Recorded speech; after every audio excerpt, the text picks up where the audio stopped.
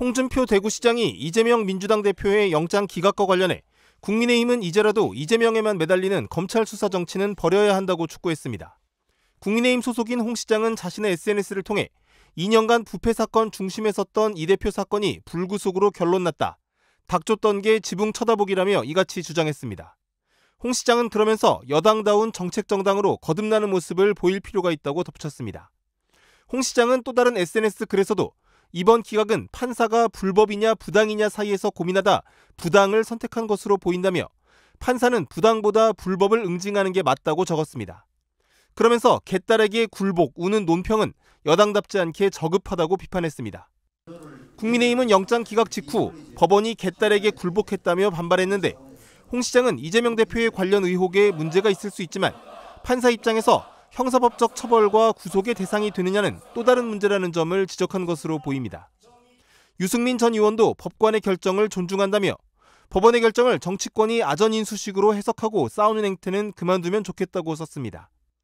특히 유 전 의원은 이재명만 때리는 정치로는 정부 여당이 국민의 지지를 받을 수 없음이 드러났다며 윤석열 검찰과 국민의힘도 생각을 고쳐야 한다고 지적했습니다.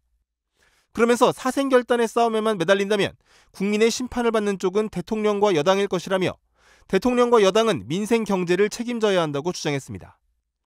유 전 의원은 이재명 대표와 민주당을 향해서도 무죄 판결이라도 난 양 호들갑을 떨 일은 아니라며 이 대표는 본인의 혐의 때문에 야당이 제 역할을 못하고 극단의 정치로 국민 신뢰를 잃은 점을 반성해야 한다고 비판했습니다.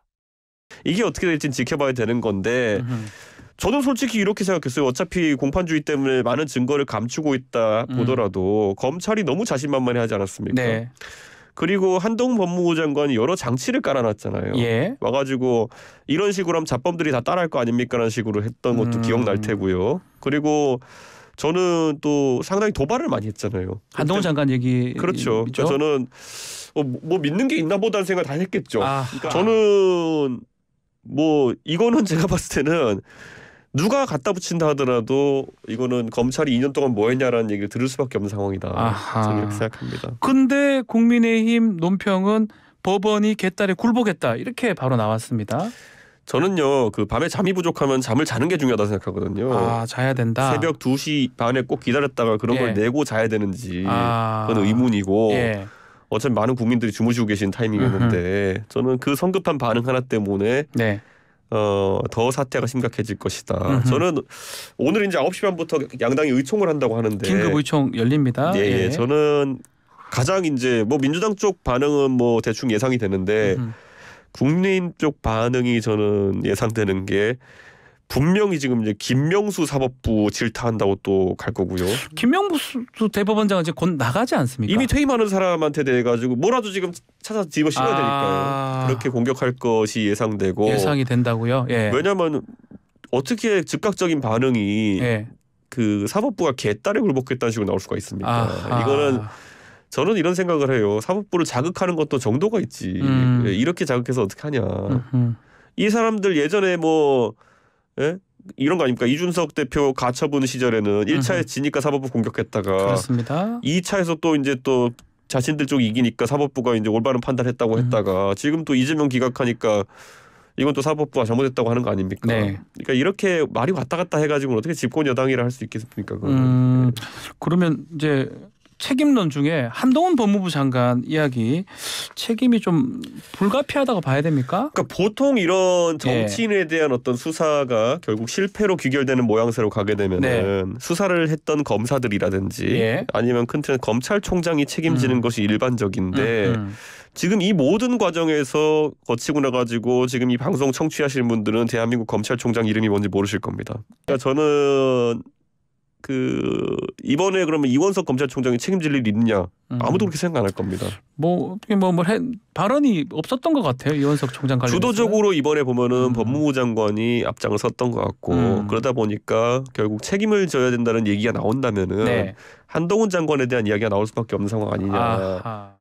정치 심폐소생술로 어렵게 살려낸 정의가 김명수 체제가 만들어 놓은 편향적 사법부의 반국민적, 반역사적, 반헌법적 결정에 의해 질식당해버리고 말았습니다.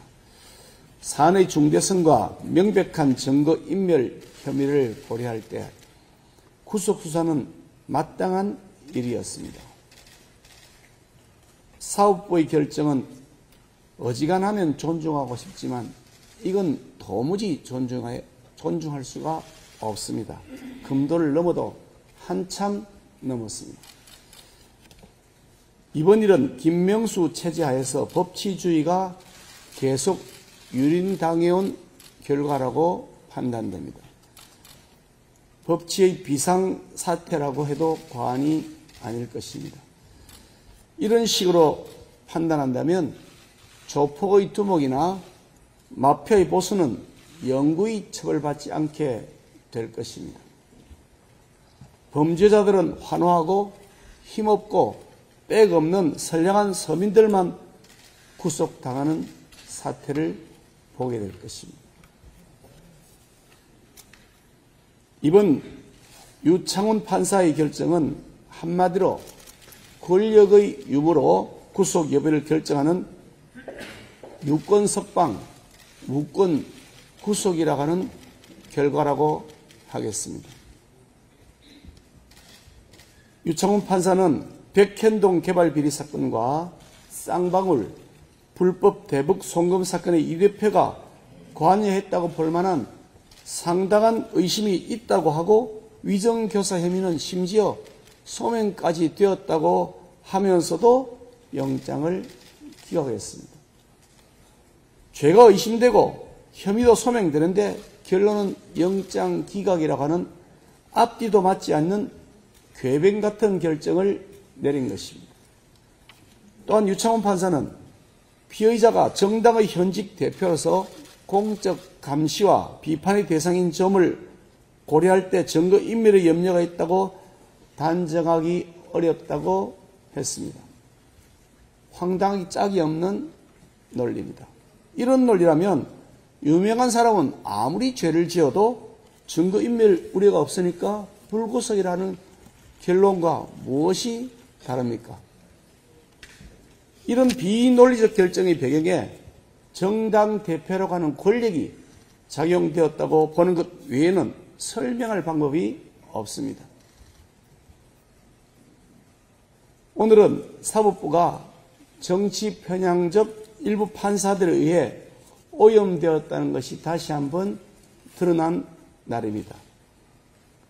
자신의 정치적 성향에 따라서 법관으로서의 기본적 윤리조차 지키지 않고 있는 현실이 적나라하게 국민들에게 드러나고 있는 것이라고 하겠습니다.